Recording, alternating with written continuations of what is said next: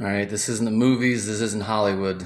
This is a replaced crate motor in a 2010 Corvette Grand Sport. Everything's back on: front bumper, hood, air intake, power steering's bled, tie rods are connected. Everything's ready to go for a first start.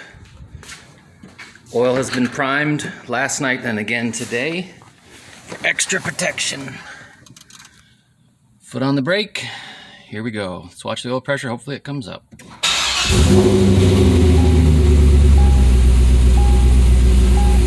That's the first start right there, guys. Perfect over 40 oil pressure.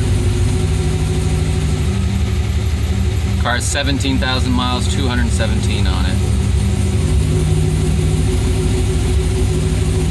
Let's listen for any strange noises, ticking, knocking. Look for any leaks. There may be some oil on some different pieces, so some smoke may come off.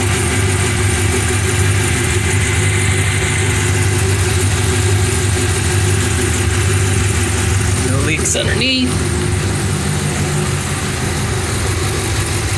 There comes the smoke I was waiting for. Always get oil on the valve covers. Always get oil on the exhaust manifolds, my bad. But what you hear is a nice, healthy motor.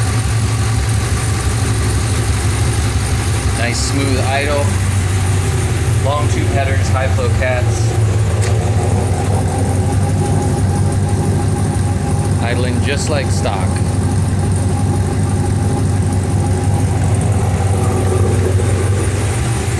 Pretty ridiculous break-in procedure on this thing. Of course, let it get up to operating temperature. After that, I actually have to go drive it 30 miles. Then after the 30 miles, 50% acceleration runs back to zero. Then 100% acceleration runs back to zero. Then change oil again after only 30 miles. And then you're good for another 500 of relaxed driving before this engine's fully broken in. Sounds like fun. Hey, at least they left me some gas.